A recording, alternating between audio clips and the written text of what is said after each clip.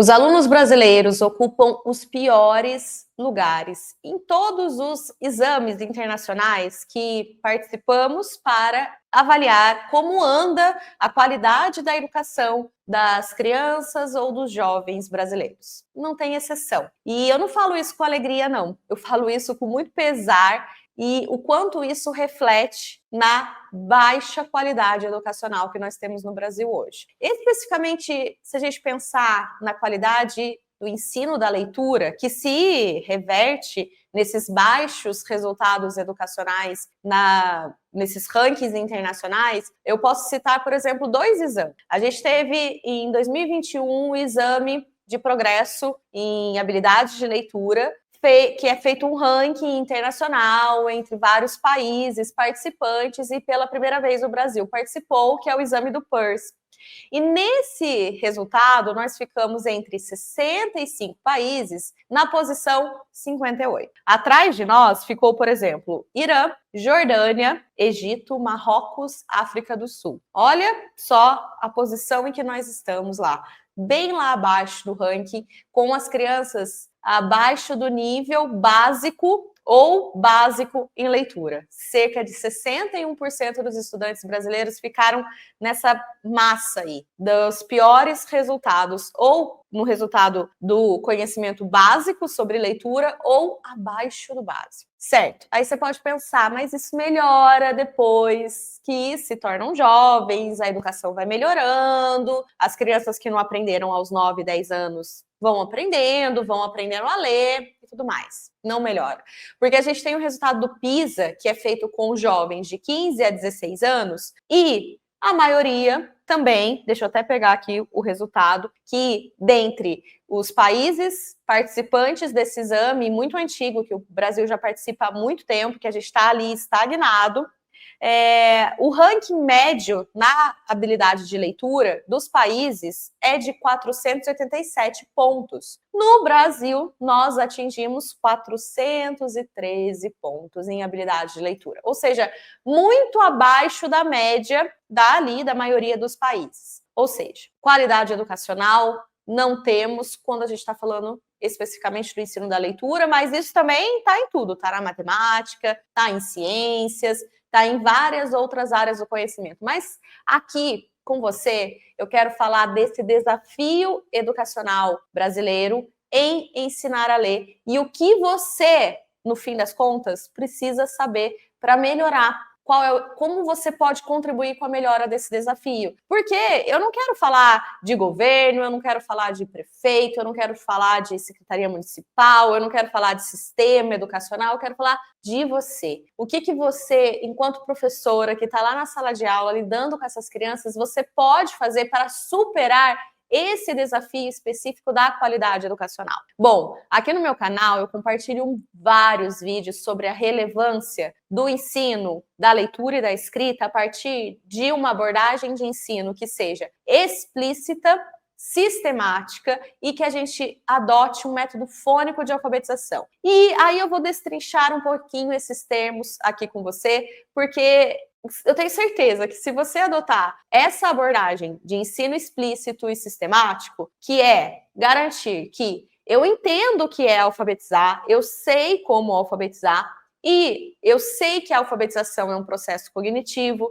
que é ensinar a ler e a escrever no sistema alfabético. Portanto, o que eu preciso ensinar diante disso e em qual etapa eu preciso ensinar para que seja sistemático? Ou seja, se alfabetizar é ensinar a ler e a escrever em um sistema alfabético, o nosso alfabeto ele é composto pelas letras e essas letras representam os sons da fala na unidade do fonema. Então, eu vou ensinar exatamente isso. É daí que eu vou partir o ensino da leitura e da escrita. Eu não vou colocar a criança em contato com palavras inteiras, com textos e perguntar o que você acha que está escrito aqui ou como você acha que escreve essa palavra. Não.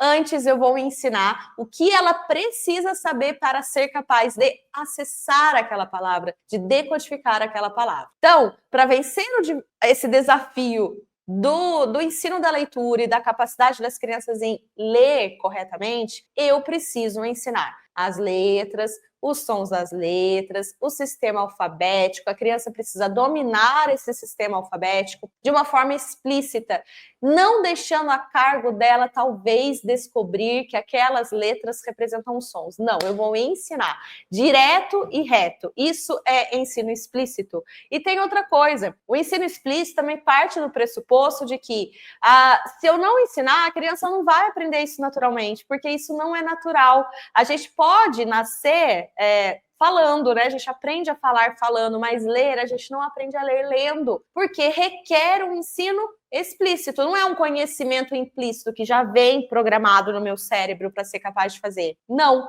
a aprendizagem da leitura e da escrita não é assim. Então, eu preciso ensinar de forma explícita e sistemática, ou seja, etapa a etapa, momento a momento. Então, eu vou começar ensinando som de letra, depois como se formam as sílabas a partir desse som de letra, depois como ler palavras rapidamente, como desenvolver a fluência, tá vendo? Etapa a etapa. E eu vou deixar um convite aqui no link, em um link que está na descrição desse vídeo, logo abaixo do vídeo, para você fazer a sua inscrição em uma sequência de aulas gratuitas sobre como ensinar a ler e a escrever corretamente. Então, esse ponto que eu falei aqui sobre como melhorar a qualidade educacional do ensino da leitura através dessa abordagem de ensino explícito e método fônico de alfabetização, a gente vai destrinchar nessas aulas gratuitas. Toca aí no link que está abaixo deste vídeo, garanta a sua vaga, porque a gente vai, eu tenho certeza que vai ser uma forma de você superar essa dificuldade do cenário da educação no Brasil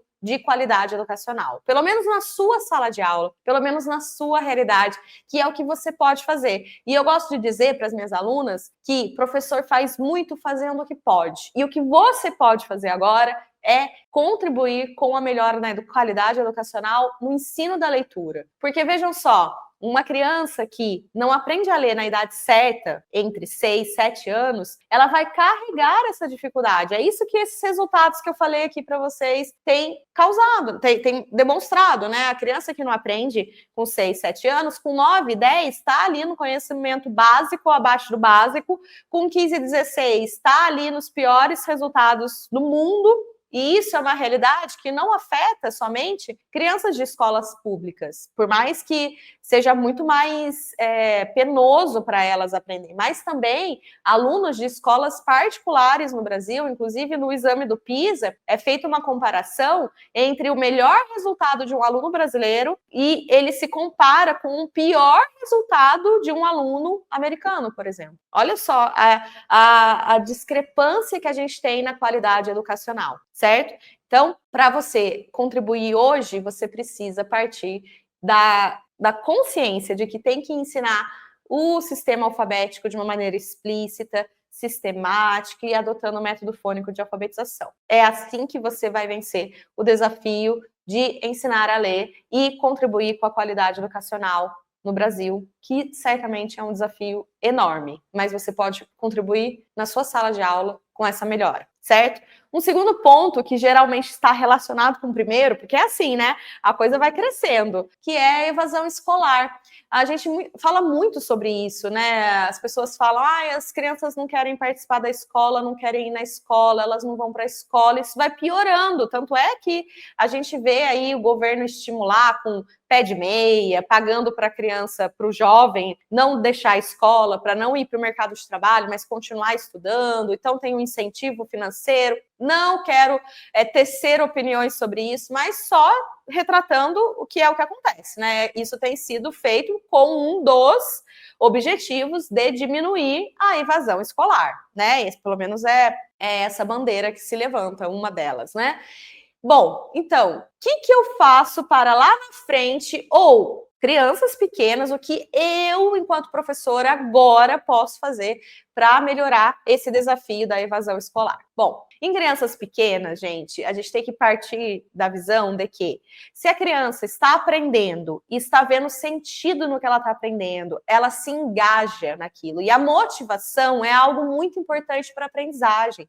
É muito importante a gente perceber e ser capaz de entender que eu estou entendendo, que eu estou conseguindo, que eu consigo ir para frente, que eu estou entendendo, eu estou aprendendo a ler, eu estou dominando essa leitura, aí eu consigo ler outras coisas, eu consigo avançar Por quê? A ciência cognitiva tem falado, tem um livro que chama Por que os alunos não gostam da escola, em que o autor, Daniel Willigan, ele fala sobre isso, né? Quanto mais a gente aprende, mais a gente quer aprender cada vez mais e aprende cada vez mais e cada vez melhor. Então, isso é algo bom, mas o contrário também é verdadeiro. Se a criança na idade certa não aprende a ler, ela desiste de aprender qualquer coisa, porque ela não vai ficar toda hora evidenciando a sua incapacidade da leitura. Então, a evasão escolar, o não ir na escola, ao dizer que não gosta da escola, eu não quero ir para a escola, é uma forma de fugir, é quase que uma forma de dizer, eu não estou aprendendo dentro da escola. Então, um dos motivos da evasão escolar é esse. Crianças que não aprendem e que vão se tornando jovens que não estão acompanhando, não estão aprendendo e que qualquer outro ambiente passa a ser muito mais atrativo do que o ambiente escolar, porque não vê sentido em estar ali se não está aprendendo. Então, uma forma de você contribuir com a superação desse desafio da evasão escolar é ensinar a ler e escrever na idade certa, entre 6 e 7 anos. É uma forma muito prática, muito direta de a gente intervir precocemente e diminuir as chances dessas crianças se tornarem jovens que não vão querer ir para a escola. Inclusive, tem várias pesquisas apontando sobre isso, a importância do ensinar a ler como um preditor, né? Enquanto a criança aprende a ler na idade certa, é um preditor de sucesso para os anos posteriores, ou seja, se a criança aprende a ler, ela vai ler cada vez mais, ela vai aprender cada vez mais e cada vez mais ela vai se engajar na aprendizagem e não vai desistir de aprender. E o contrário também é verdadeiro. É um fator de risco quando a criança não aprende a ler, certo? Então, superando esses dois desafios de uma forma só, né? Ensinando a ler do jeito certo. Mas tem um outro desafio. Tem o desafio da formação inadequada de professores da educação básica, que é um problema sério, porque o que a gente vê sendo incentivado dentro das universidades, das faculdades, dentro das formações acadêmicas que vêm, ou não acadêmicas, mas que vêm dentro de redes de ensino, secretarias municipais e tudo mais. A gente vê muito uma formação voltada para o desenvolvimento, que eu costumo dizer, né, de habilidades não cognitivas. O que é isso? Na prática é o seguinte, habilidades socioemocionais. Então, como o professor vai lidar com a criança que não se comporta bem? Como o professor vai lidar com o cansaço no trabalho?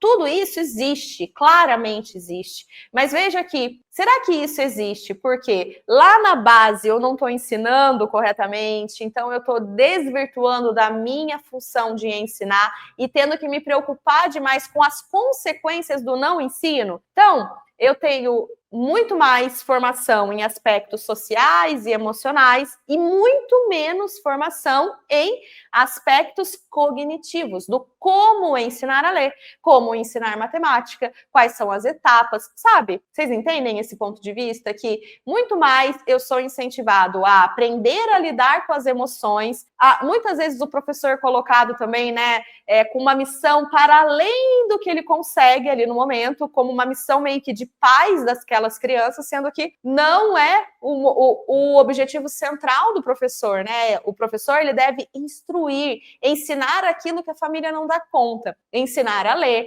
ensinar a escrever, porque o professor é a pessoa capacitada para isso, pelo menos deveria ser.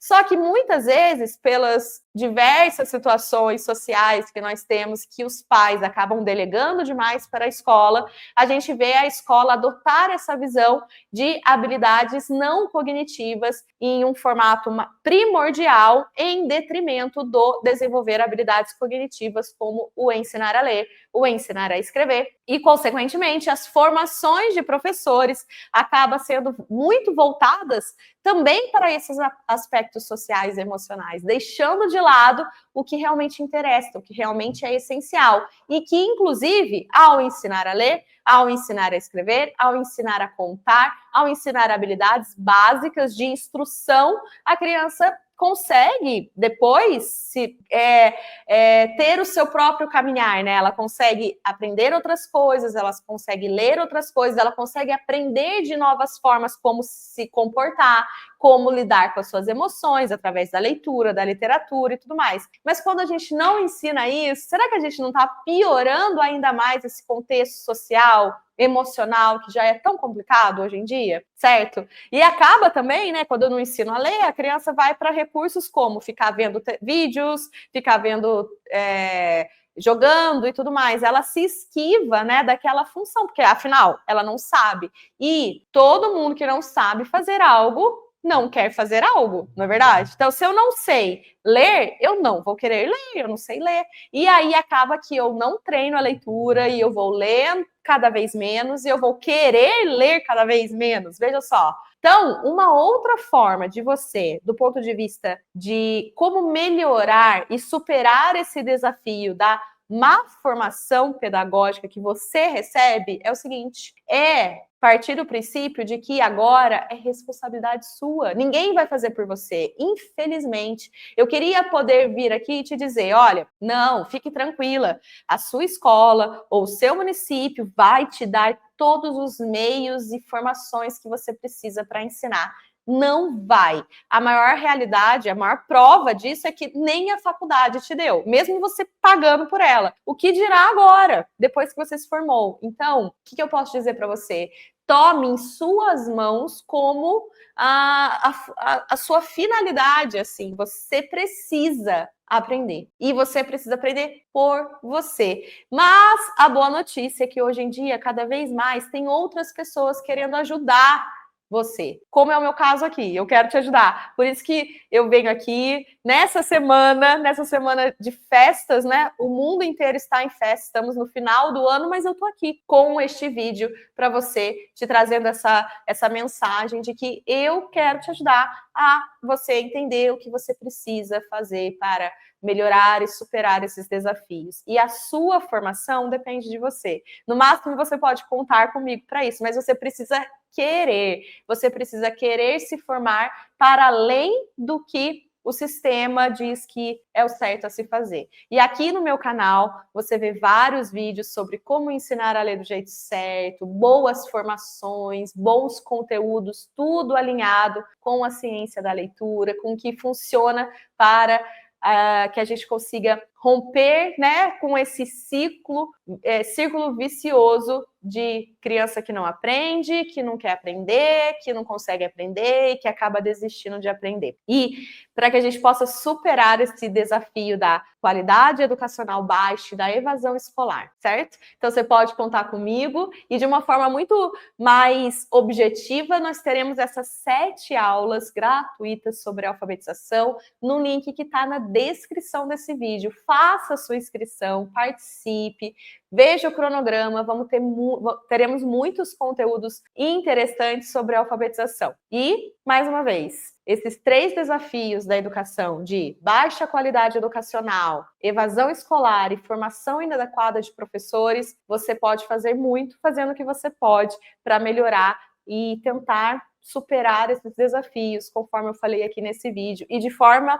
especial participando comigo na jornada, no link que está na descrição desse vídeo. Eu espero por vocês e espero que esse conteúdo ele seja também uma forma de olhar de uma maneira diferente para o como você pode agir a partir de agora. Você pode agir a partir de agora consciente de que é com você. Você pode fazer a diferença. Ainda que seja só você, começo é assim mesmo. Começo parece que só eu estou preocupada. Mas aí, sabe o que vai acontecer na prática, na realidade? Você vai conseguir mudar a realidade da sua sala de aula, seus alunos, os pais vão ver isso, as suas colegas vão ver isso. Quem sabe até o secretário de educação vai ver isso, a sua coordenadora vai ver isso. E assim, você vai conseguindo mudar ali o seu redor. É assim que a gente consegue mudar as coisas, gente. A qualidade educacional no Brasil A gente não pode acreditar que vai vir só de cima para baixo. É muito difícil a gente,